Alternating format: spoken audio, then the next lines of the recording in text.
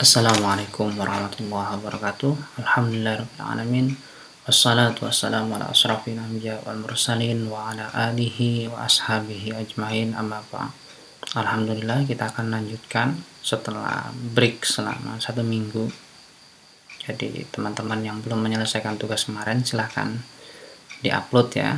Masih saya tunggu karena sebagian besar masih banyak yang belum upload untuk tugas sebelumnya. Saya akan buat penugasan di kelas di pertemuan sebelum ini. Silakan dicek di Siklan. Pertemuan ini kita akan bahas tentang bagian kedua dari bab 2. Sebelumnya kita sudah bicara tentang kajian terdahulu. Di pertemuan ini kita akan melanjutkan ke landasan teori. Landasan teori itu secara prinsip ya kajian teoritik tentang apa yang akan diteliti oleh peneliti dalam proses penelitiannya. Dari mana kemudian teori tersebut dikembangkan? Teorinya itu dikembangkan dari dua hal. Satu, dari variabel penelitian. Jadi yang harus dicari teorinya itu adalah teori yang berbicara tentang variabel itu. Apa saja variabel dalam penelitiannya? Pokoknya ada 3 variabel. Contoh ada kepuasan, lalu kemudian ada marketing, lalu kemudian ada pelayanan, umpamanya. Ya, 3 hal itu yang kemudian harus didalami dalam kajian teori. Atau bisa jadi juga tidak muncul di variabel, tetapi dibutuhkan di dalam rumusan masalah. Rumusan masalahnya spesifik menyebut butuh ini. Nah, maka kemudian itu diterjemahkan ke dalam kajian teoritik. Nanti ada contohnya yang begitu. Nah, apa saja isi landasan teori atau kajian teoritik? Itu biasanya setidaknya ketika kita bicara tentang sebuah teori yang akan menjelaskan sebuah variabel, maka kita memulainya dari pengertian. Jadi ketika kita mau bicara tentang strategi pemasaran, ya mulailah dengan pengertian apa itu strategi pemasaran. Cari definisi pengertian yang disampaikan oleh para ahli. Bisa itu berasal dari buku, bisa juga berasal dari apa istilahnya? Kamus atau dari artikel jurnal. Silakan dicari. Pertama, pengertian. Itu dasar ya. Yang kedua, jenis-jenis. Pokoknya strategi pemasaran, apa saja jenis-jenisnya. Jenis-jenis strategi pemasaran, jelaskan.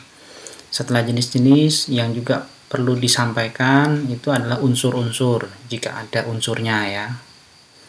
Jadi pada saat orang melaksanakan strategi pemasaran, apa saja yang harus ada di dalam strategi pemasaran, unsur-unsurnya. Lalu kemudian faktor yang terkait. Faktor yang terkait itu faktor yang mempengaruhi. Apa saja yang mempengaruhi strategi pemasaran. Faktor A, faktor B, faktor C, dan segala macam. Lalu jelaskan. Baru kemudian yang terakhir, urgensi. Urgensi itu pentingnya. Kenapa strategi pemasaran penting? Nah, itu perlu dijelaskan. Jadi setidaknya 5 hal ini yang mendasar yang perlu dijelaskan di dalam kajian teoritik tentang sebuah variabel. Ada contoh begini ya. Ini contoh untuk yang kualitatif. Pelestarian Masjid Cili sebagai wisata religi di Desa Wiroguna. Kalau dilihat variabelnya itu ada 1 masjid ya, pelestarian masjid, lalu kemudian ada wisata religi. Nah, itu ketika di breakdown menjadi kajian teoritik, setidaknya seperti yang kalian lihat. Pokoknya 1 tentang masjid dulu, pengertian masjid itu apa, sejarah masjid gimana, fungsi masjid apa, lalu pemberdayaan masjid seperti apa. Lalu setelah itu wisata religi, ada pengertian jenis-jenis wisata religi, fungsi dan tujuan wisata religi, komponen apa saja yang ada dalam wisata religi, lalu kemudian pengembangan wisata religi. Lalu muncul 1, konservasi budaya. Dari mana ini muncul? Nah, sebenarnya konservasi budaya itu muncul dari pelestarian. Ingat ya, jadi untuk teman-teman yang kualitatif nanti memilih kualitatif, kadang-kadang teorinya itu tidak muncul di judulnya, tapi dibutuhkan karena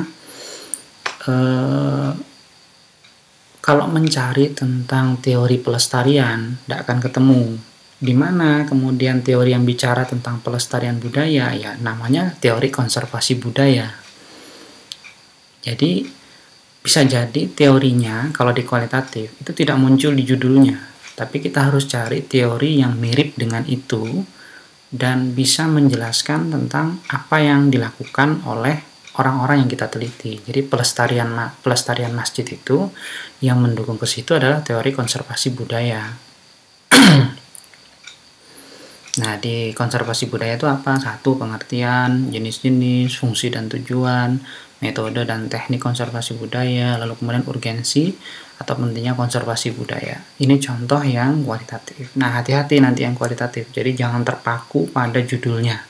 Dipahami kira-kira teori yang mendekati dengan judul ini apa yang dibutuhkan untuk menjelaskan apa yang dilakukan dalam proses penelitian. Hati-hati kalau yang kualitatif ya, kadang-kadang terjebak. Contoh yang kedua yang kuantitatif. Ini lebih sederhana kalau kuantitatif, karena biasanya kuantitatif itu hanya bicara tentang variabel yang muncul langsung ya. Karena ini nanti diturunkan menjadi instrumen penelitian. Ini contoh pengaruh kualitas layanan dan strategi pemasaran terhadap loyalitas. Nah, itu di breakdown satu, kualitas pelayanan, pengertiannya apa, jenis-jenis kualitas pelayanan seperti apa, lalu unsur-unsur dalam kualitas pelayanan apa. Tuh, 3 aja. Kalau mau ditambah lagi boleh silahkan. Pokoknya urgensi, kualitas pelayanan, dan lain sebagainya. Lalu strategi pemasaran. 1. Pengertian. 2. Jenis-jenis strategi pemasaran. Metode dan teknik strategi pemasaran. Tahapan strategi pemasaran. Lalu kemudian unsur-unsur dalam strategi pemasaran. Nah, yang terakhir loyalitas. Loyalitas itu apa saja? 1. Pengertian. 2. Unsur-unsur yang di dalam loyalitas itu apa saja, lalu kemudian faktor yang mempengaruhi loyalitas.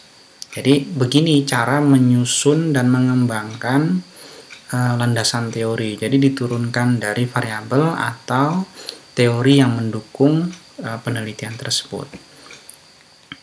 Dari mana kita bisa menemukan teori-teori? Ya, 1. Membaca buku, cari bukunya, buku yang bicara tentang itu. Yang kedua, artikel, cari artikel yang berbicara tentang penelitian sejenis dengan kita, baca dia pakai teori apa.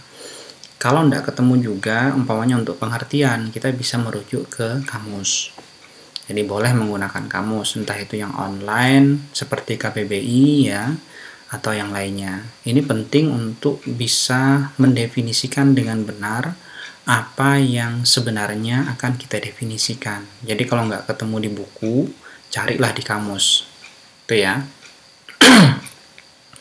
Tapi harus diingat juga, kalau cari di kamus itu, yang betul-betul memang dibutuhkan. Kadang-kadang seperti kualitas pelayanan, itu nggak perlu didefinisikan kualitas apa, pelayanan apa.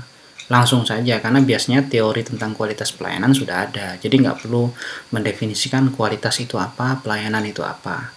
Langsung saja kualitas pelayanan itu apa. Kecuali untuk hal-hal yang sangat mendasar, seperti pokoknya masjid. Masjid itu apa? Kalau mau mendefinisikan masjid, ya boleh lah seperti itu.